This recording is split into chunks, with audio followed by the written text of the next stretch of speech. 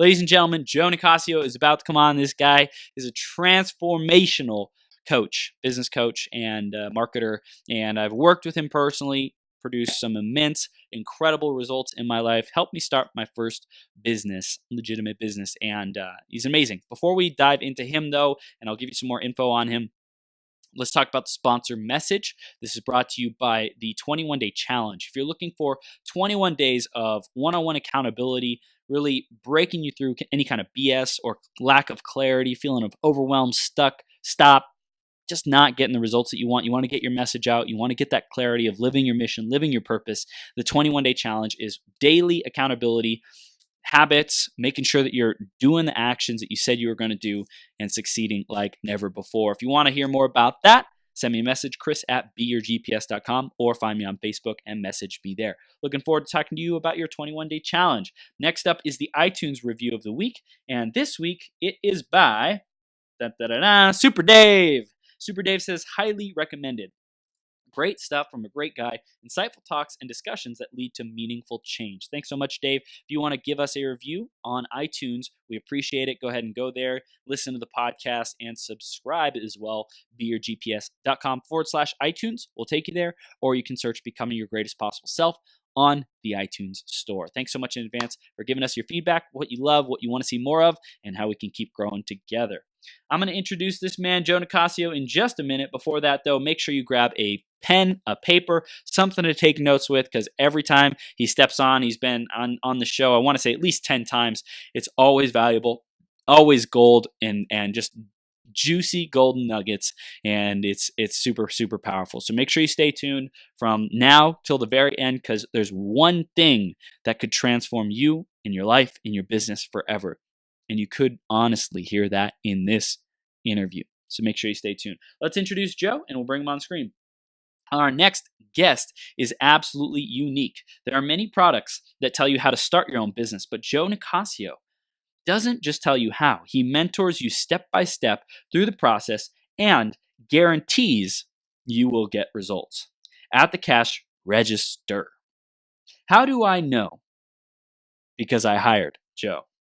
And he helped me create my first business. And the things I learned from Joe were fundamental precursors to my current business successes today. So if you need more than a coach, if you're looking for a mentor that can connect the dots for you and hold your hand along the way to success, then you'll want Joe as your mentor. Today, the topic is back to basics in business with our guest, Joe Nicassio from EmployeeEscapePlan.com. Everyone, let's welcome on Joe Nicassio. Joe, you ready to rock this? I am ready to rock this beyond.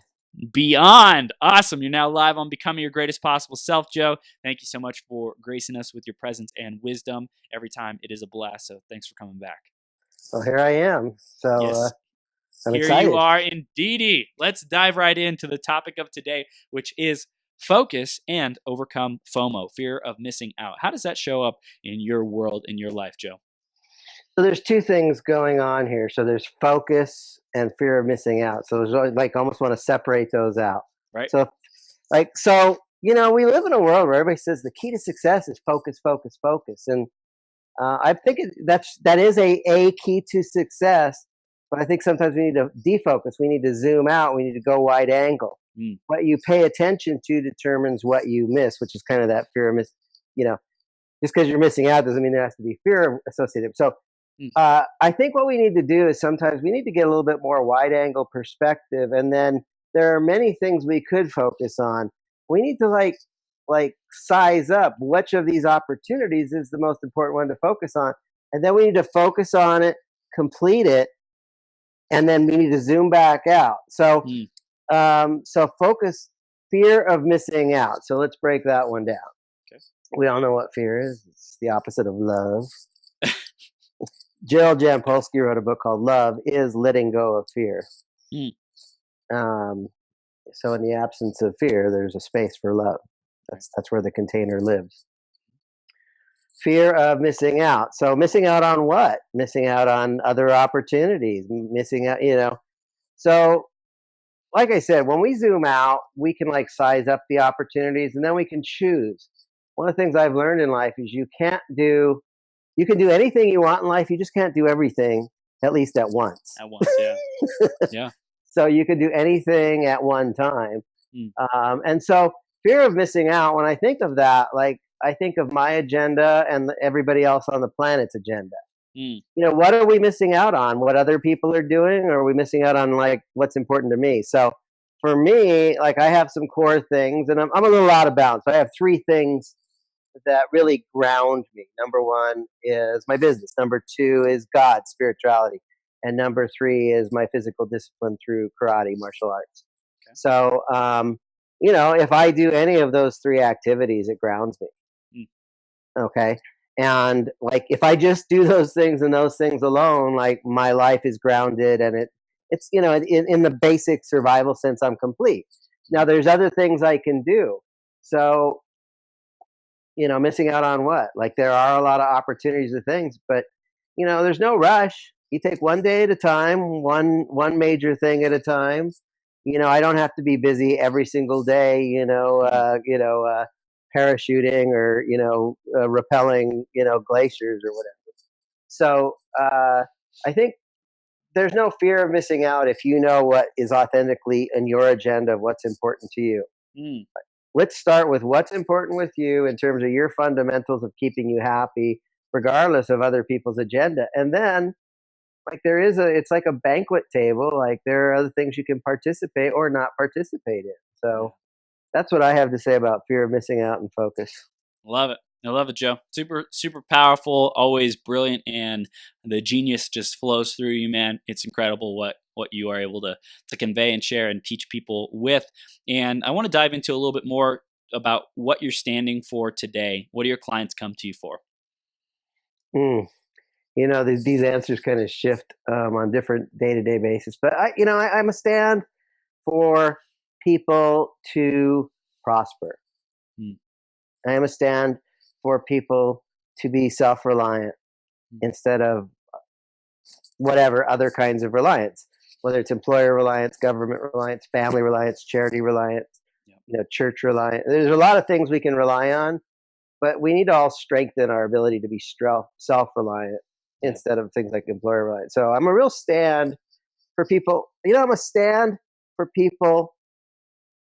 Everybody has magic in them, and yet not everybody's expressing. I think we have a need for creative expression, and we all have the ability to do creative expression. And I find that a lot of things people are doing, it squelches their creative expression.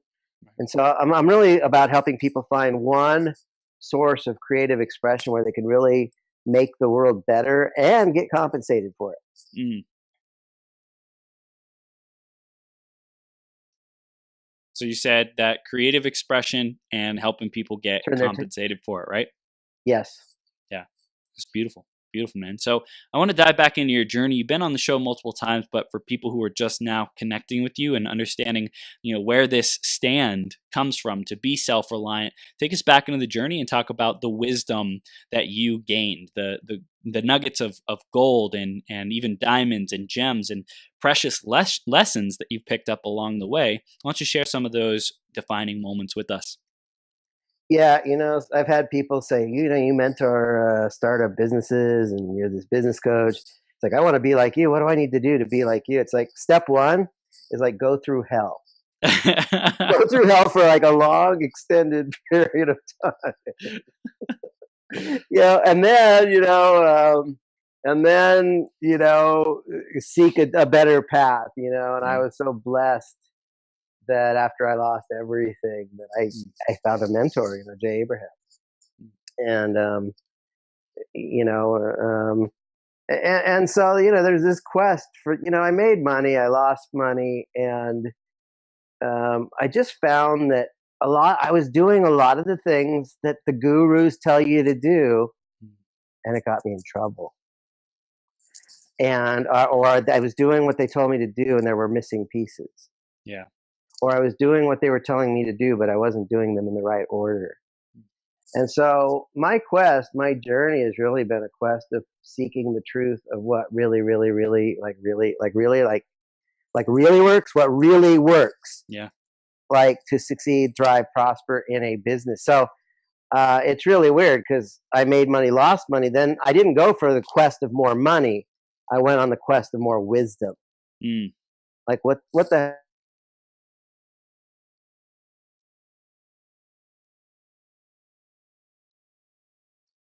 and so along the way, I guess I picked up some of those nuggets of truth. And at first I was doing it for my own healing, and I wanted to help everybody.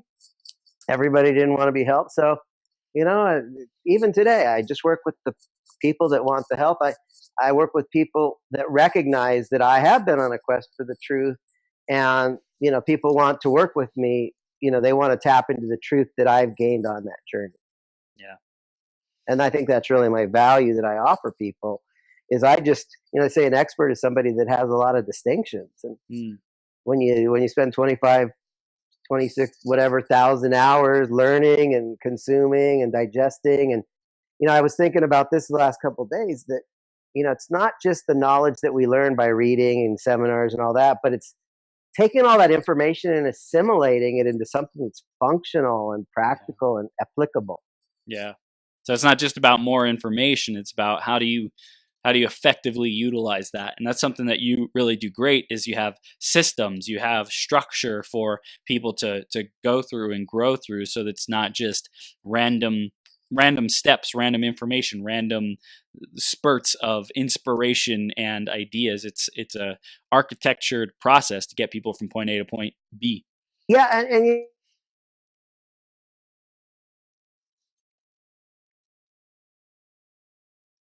electronics and troubleshooting electronics and electronic systems, and I had schematic diagrams. I would repair electronic systems. I would design or improve or play with electronic systems. And I just became a very good systematic troubleshooter. And I look at like people in their business. I come in, it's like, okay, where are you at? Where are you trying to go? What systems are you currently using? Is there a better system that we can take to get you from here to there? Oh, this is a stuck part of the system. Well, how can we open up the flow in that system? So I look at things like diagnostically, forensically. I see things in logical structures of cause and effect and what we're trying to create. And when I see something, because I have all this training in electronics, I have all this and troubleshooting, and I have all this knowledge in marketing and business models and all that stuff, I can come in and I might be able to size up a problem and fix it. It might take me an hour where it might take somebody else a year. Yeah. Yeah. And that's really what you're teaching people, is these basics of business. So let's start diving into what is that? What are the basics of business? Back to basics. Yeah. Let's see. Where do we start? The first place to start is the purpose of a business. If you ask most people, what's the purpose of a business? They'll say it's to make money.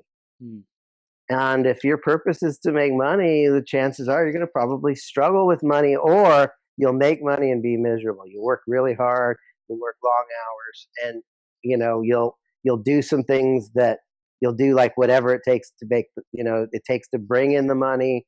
And sometimes that kind of gives you a slimy feeling that you have to take a bath or a shower afterwards. So if you're all about the money and just getting the money, but Dr. P.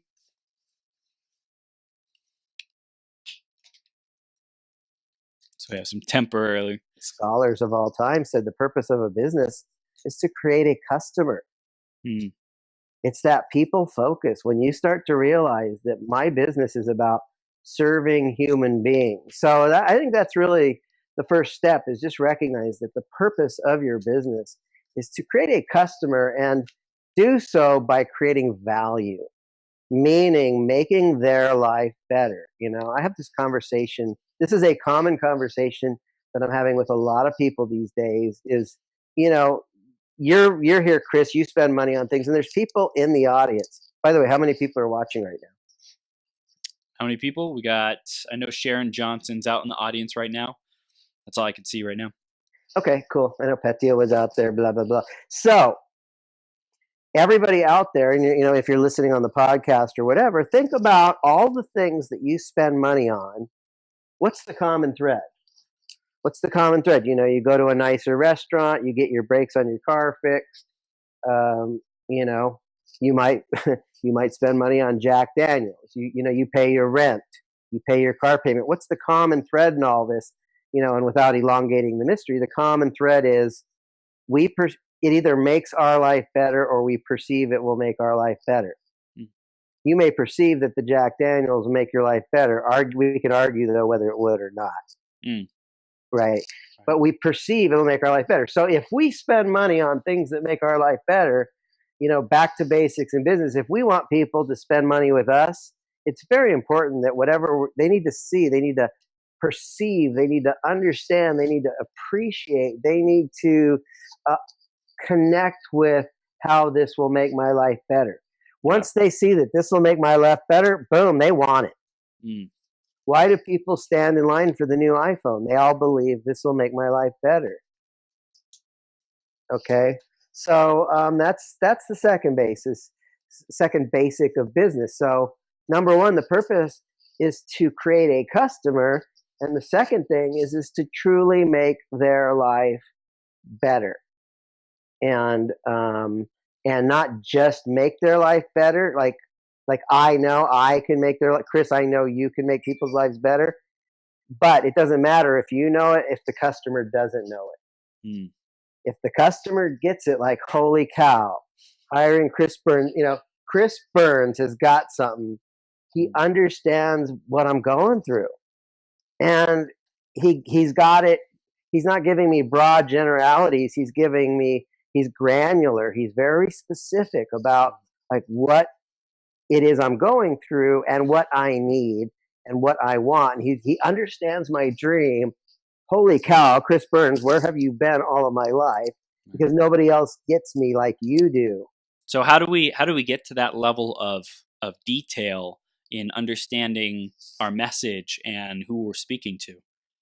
Well, this is another important piece of the whole, back to basics in business is you need to deliver up the expertise to know like what your customers are going through. I see a lot of people, they just hang a shingle as a coach, and it's like, what is your expertise? Well, I'm a life coach. It's like, okay, what methods do you use, or what's your ideology? Mm. Like, I want to know specifically, don't just tell me you're a life coach. Tell me, what are your areas of specialty? Mm-hmm. What specific things can you do, how can you help me?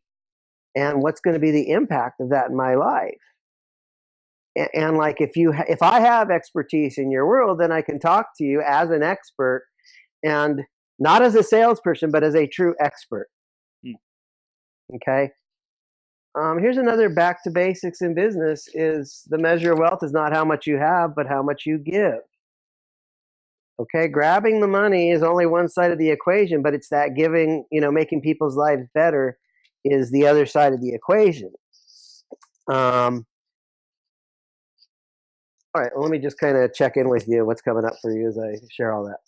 Yeah. So for me, I was like taking notes on myself because we were talking earlier this week about my own growth and my own ability to communicate that. And I'd say my areas of specialty, that's something I really wanted to be able to communicate more, and something I'm passionate about delivering, as well as the expertise. And I'd say that they are running a podcast and interviewing people, because I've interviewed almost 500 people by now, or creating a platform, right? To get your message out. I know a good amount about various platforms for people to get their message out, whether that's through video, audio, text, whatever, pictures. I know a good amount about each of those to help people get themselves out there. And then also the voice. How do you develop your voice? How do you develop your message? How do you communicate that not only with social media, but also with people who you meet one-on-one in your day-to-day life? And then also I do a lot of performance strategies in terms of keeping your state up, having great energy, having a great mindset about approaching life, reframing,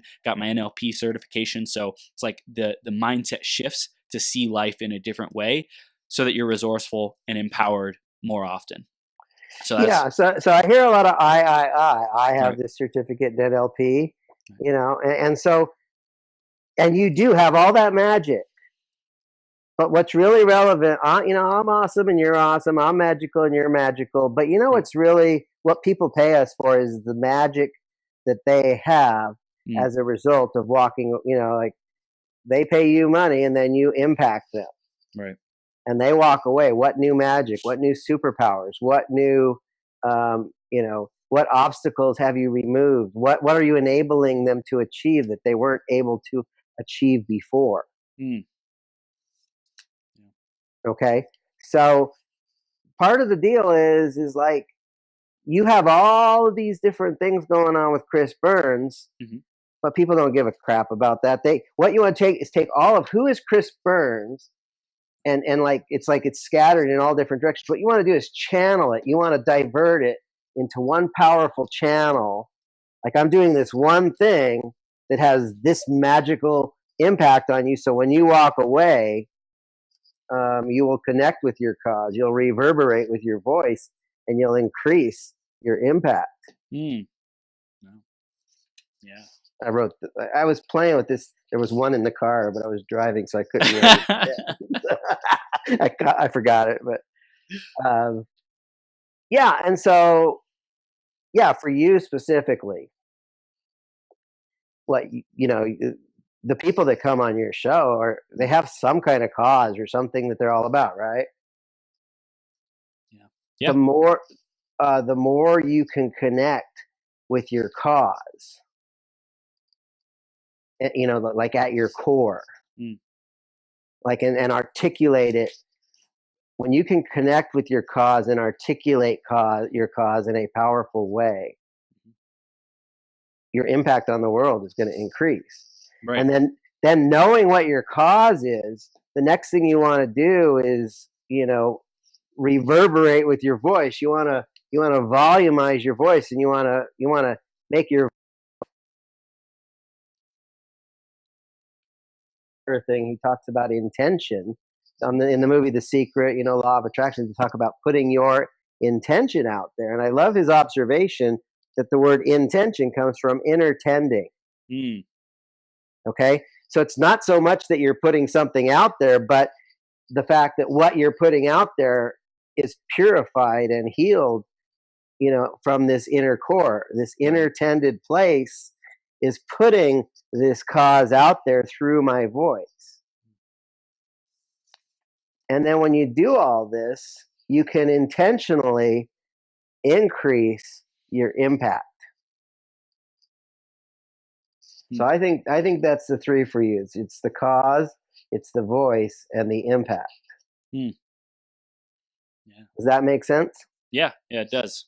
It's something worth standing for. I don't work with people who are just, they're not passionate. They're not driven at the soul level of something that they want to leave in the world, the impact. But that starts with the cause. It starts with something worthy of standing for, and then reverberate the voice, developing that message, the communication skills, the ability. How do you put it into sound bites? How do you speak about it? And then increase your impact is about, like, how do you scale that? How do you use it on a platform? How do you speak about it from a place of purity? Yeah. Okay. And then the third one is really, it's about increasing, it's increasing your impact with integrity. Yeah. Okay. When you're grounded and coming from this powerful place, and then you speak that into the world, you have this ability to increase your impact in others, especially when you do it from a place of integrity. Yeah. So back to basics in business, and this is so important, is it doesn't matter how awesome you are if other people on the other side don't see how they're going to walk away better. And when they do, it makes it makes the sales process so much easier, because they, you think of your business as a phone booth, and going into the phone booth is Clark Kent on Kryptonite. And coming out is like Superman with superpowers. And like, all of our businesses are actually like that. We may not articulate it in a powerful way, but we are, I am an agent of transformation, and you are an agent of transformation as well. And so when people go through your process, they are transformed on the other side. The only problem is it's hard for them to see that I'm transformed on the other side, because I'm Clark Kent, I'm on Kryptonite, I'm weakened. It's so hard in this weakened state to see the empowerment on the other side. But if they can see the promise, and this is actually another one of back to the basics. If the promise is clear, people will pay the price, then they'll go through your process. And the promise, how do we articulate that effectively? Well, David Ogilvy, advertising giant of the past century, he said that, first of all, one of the failures of most advertisers is they either make a weak promise or no promise at all. I ask a lot of people, do you guarantee results? And it's like, no, I don't guarantee results. It's like, my goodness, how are you in business if you can't make a promise and keep it? I give you money because you make a promise to deliver something to me. If you can't make a promise, I got Yelp. They keep calling me. They want me to buy advertising from Yelp. And I keep telling them no, because they won't promise results to me. It's completely rolling the dice. I have a free Yelp listing. I have 12 reviews. 11 out of 12 are stellar. Right. I do have one hater. Welcome to the world, folks. Haters exist. I'm not upset about it. Just, 11 out of 12 are stellar reviews, and I've never gotten a client. I've never even gotten a quality phone call from any of that. So if I have something free, why would I spend money? Something free that doesn't work? Why would I spend more money to amplify the nothing workingness of it? It doesn't make sense. And so I am a broken record. I'm a challenge to Yelp, I think, because they want my money. But I will not give them money unless they prove to me that it's, I have a lot of choices on where I spend my marketing and advertising dollars. Right. I have, how many choices I have? I have so many possible choices. I have a psychedelic, kaleidoscopic cornucopia of possibilities of places I can spend my marketing dollar. Why would I throw it in the trash can on something that doesn't work? Or at least isn't guaranteeing that it will work. Yeah, and you know what? Yelp does is they use this thing called fear of missing out. Oh, you're missing out on all this business, and it's like, no, I'm not. There's nothing here. Like, you're asking me to throw my money out, and it's completely at my risk, and you make no promise, and you don't protect me in any way. Like, I'm going to go do a live seminar and charge $100 a seat, and, split the 50-50 with the landlord, so I don't, have to pay anything for a physical building. Right. I'll go like work with real people, not like spend money and flush it down the toilet. So, fear of missing out connected to your marketing and the business. Here is a back to basics in business. And that is, never spend money on the person that's knocking on the door and say, you're going to miss out on my opportunity. Instead, you be the general. You be the decision maker of what tools you need, and then you go chase the tools you need. Just because somebody says you need search engine optimization, no, you really don't. That's not a first step. No, don't piss your money away. It's like that's a bad choice. Like, instead of spending your money on some web thing, let's spend them let's reward your refer. Like, you have people that refer business to you. Let's spend money on them. Reward, like, every time they send somebody to you, give them money. Instead of paying for advertising, why not pay for a result? Yeah. I don't spend money on advertising. I spend money on results all day. If I can prove that an advertising thing will work, I can run small tests. You test something, it works, you do more of it. Yeah. But please, don't spend money on advertising because somebody convinced you. Sit down, make a plan, make a blueprint, and then choose what is this best way to get the word out to my people. Yeah. For example, say you wanted to get in front of electrical engineers. One way to do it would be Facebook ads. Another way to do it would be LinkedIn ads. But I think probably the best way to do it is, I believe every year the IEEE, the Institute of Electrical and Electronic Engineers, has some kind of seminars or symposiums. Yeah. Show up and meet thousands of electrical engineers face to face. Yeah. That has a lot bigger impact than spending money on ads and with no guarantee that it's going to actually get you in front of the right person. But if you show up to that event, guaranteed you're going to be surrounded by thousands of those people. Yeah. Sorry, So I in went on a terms little of bit wrong. getting back to the basics, what else do we need to know? This is great, valuable stuff. I know we're getting a lot of people getting that feedback that this is good. This is great stuff, Joe. So keep going. What else do we need to know? Well, it doesn't take money to make money. It takes customers to make money. And so, like, let's shuttle away like these negative beliefs. Like fear of missing out, fear of failure in business is a big thing. Mm. A lot of people are afraid to even start a business in the first place, and I don't know why. I mean, I don't like. Imagine that you've got a neighbor, and they say, "Chris, if you mow my big lawn, I'll pay you $100. You don't even have to have any equipment. I got all the stuff in the shed, but I'm old, I'm feeble. You mow my big lawn, I'll pay you $100." So now you go and mow that big lawn, and you collect your $100. That's a business win. Mm. It's really simple. If if your neighbor says, "Hey, can you babysit my son for a couple hours? I'll pay you, $50." You babysit the son for a few hours, you get the $50. There's no cost. It doesn't take money to make money. Mm. It takes a customer to make money, and so I just want to challenge.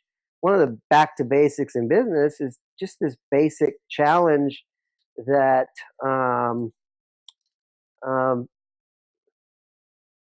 be committed to the truth of what works. And there are just, I got a list of like 2,200 businesses that you can start with like virtually no money. Okay. So, if you think that there's something that takes a lot of money, like how can I do it a different way?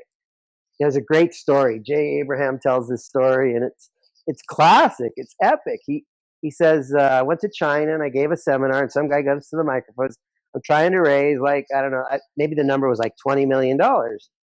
And so, but everybody's telling me no. So Jay kind of went into this thing about, how to package yourself to get the money. He goes, wait, let me ask you, what do you need the money for? And the guy says, well, I want to manufacture motorcycles. We have a motorcycle manufacturing design, and we need the money to buy and build a manufacturing facility so we can manufacture these motorcycles and sell them. And Jay says, well, so you really don't need the money, you need the manufacturing facility, right?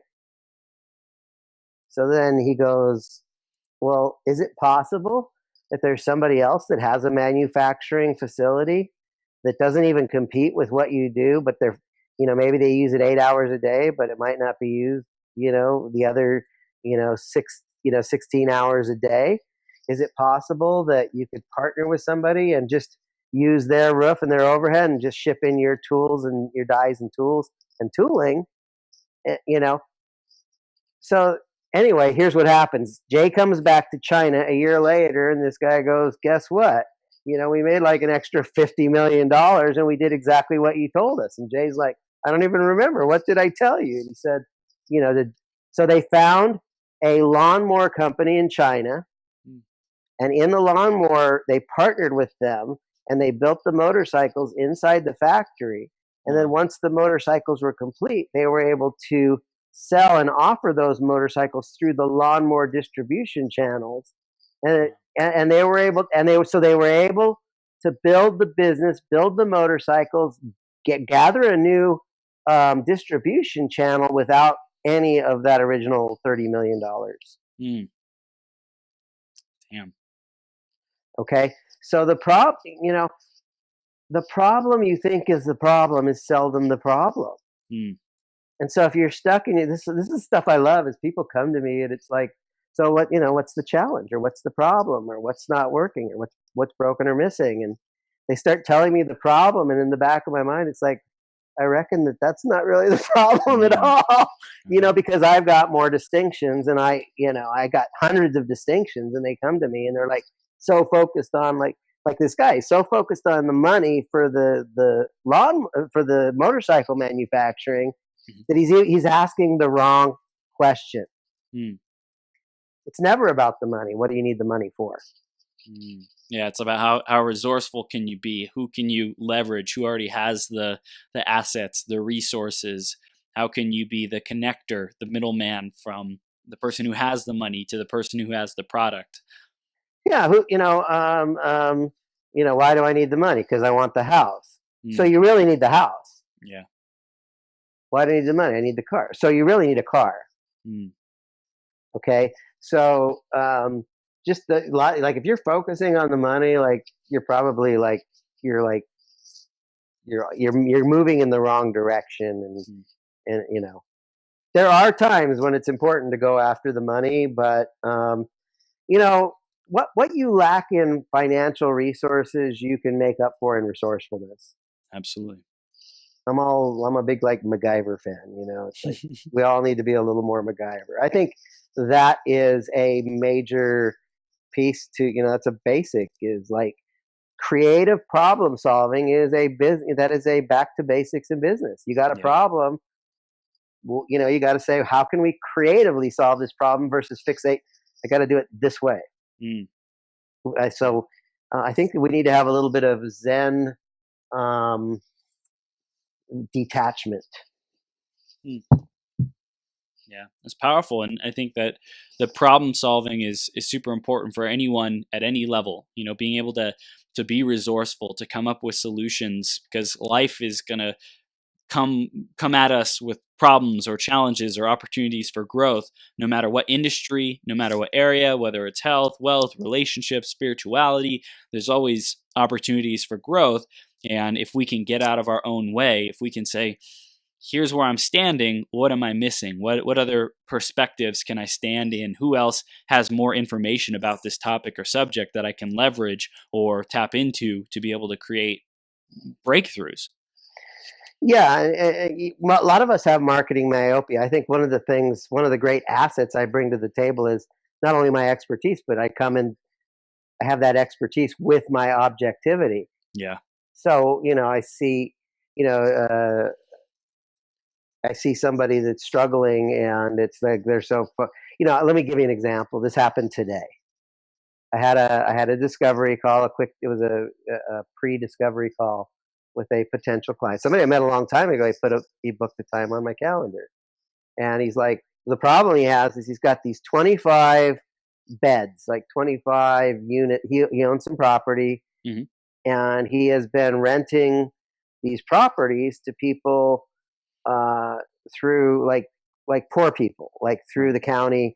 That has been his way of filling up those places. And I said, well, it seems to me like one of the things you could do until you're waiting to fill up those 25 places through the county and through that system is maybe you should just list them all on Airbnb, right?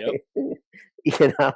And he was like, I never thought about that. So you don't have to leave like the thing that's been bringing you money, but in the meantime, you can open up another pipeline of prospects to put into those and start collecting cash. I believe he could probably be making money by the end of the week or within 7 days. So, so we're so close to the tree, we can't see the forest. And so we have this thing called marketing myopia or business myopia. And,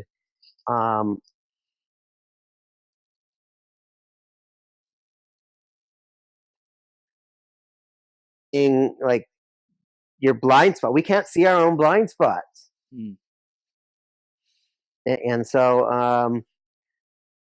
I would say one of the back to the basics in business too is just, it's not as risky as you think. Risk comes from not knowing what you're doing. And so, get a grip, get an education on what the basics are. And, but look for somebody that, is committed to the truth, and somebody that, I think one of the things we look for, we really respect that guy that's made $20 million. Okay. And that is a piece of credibility. But now the question is, this guy's selling a course now who are his success stories. It's one thing to make money for yourself, me, I took care of me, but like it's a whole other game to like, Chris, okay, you're not making sales. Let's figure out what's going on. Now you're making sales, okay? Because somebody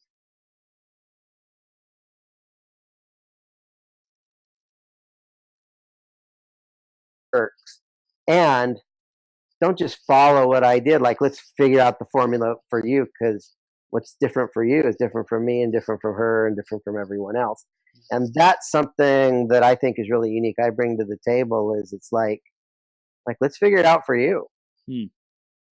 Like don't be a fault. My coach Taki Moore, he says something funny. He says, following somebody else's methodology is kind of like it may not fit for you. He says, that may be like wearing someone else's underwear. First it might be a little kinky, but after a while it just gets weird. Yep. So don't just copy what somebody else is doing. Like, find what's true to you in your core and what your cause, and then build that business. It's all about building your dream business. Build that thing that works for you. Yeah, absolutely. This is gold, Joe. So if we could wrap up with a final takeaway that you want our audience to execute on right away from this interview, what would that be?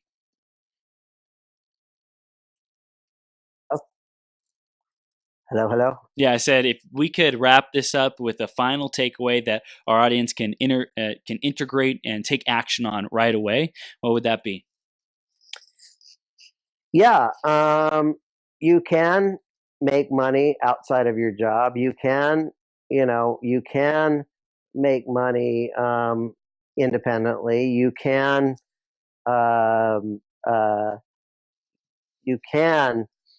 create wealth and money and cash flow to you if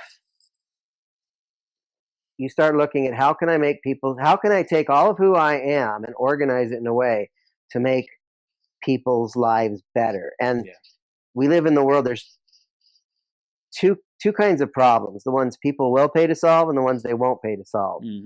Of the problems that people will pay to solve, there's big problems and little problems. So when we solve big problems, when we have a bigger impact, people will pay us more money. And so go and be a massive contribution to others, and organize it in a way that they say, I understand this, I appreciate this, this truly will make my life better, and I'll pay for it. Amen. And success is inevitable. It's like, all right, we still have time on this, right? Yeah, we got another minute or two. Oh, okay. I think there was a question that I wrote.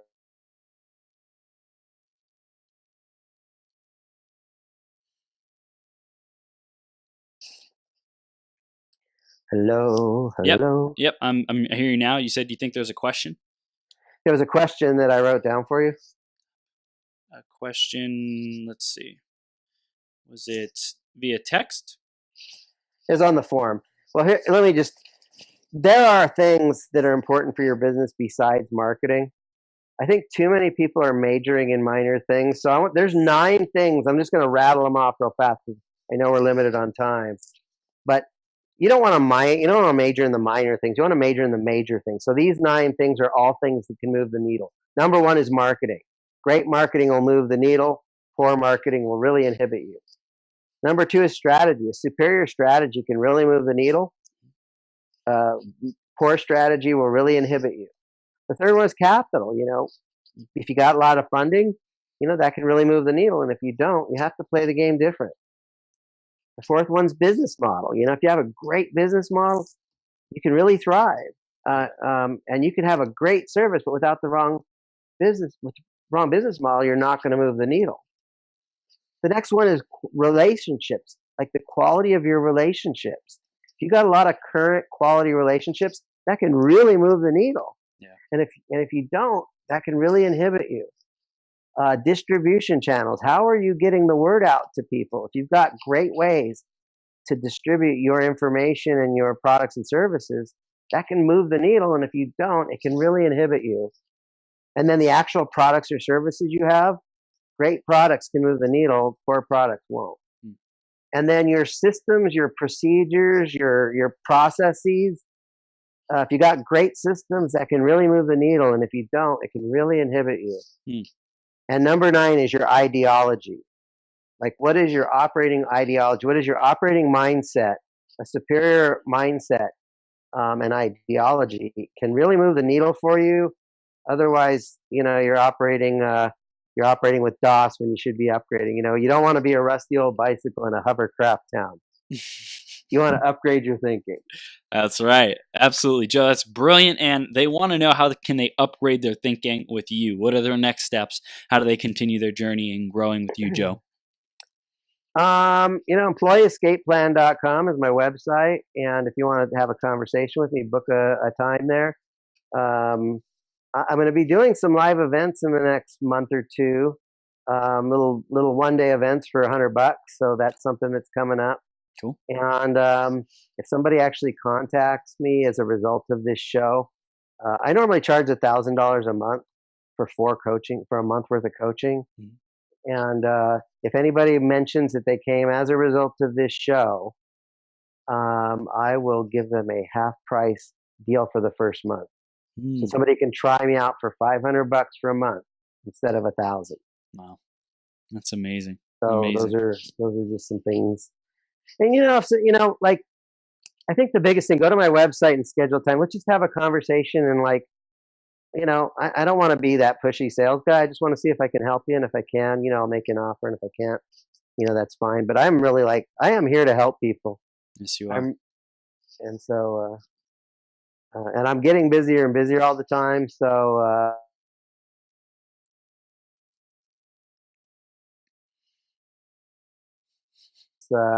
you're a great host. You're doing a great service here. Thank you. You're helping a lot of people. And if there's anything I can do for you, let me know.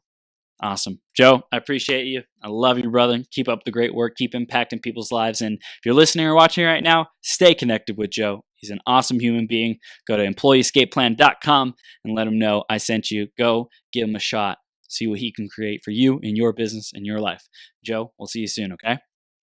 God bless you. And I love you, buddy. Love you too, man. See you soon.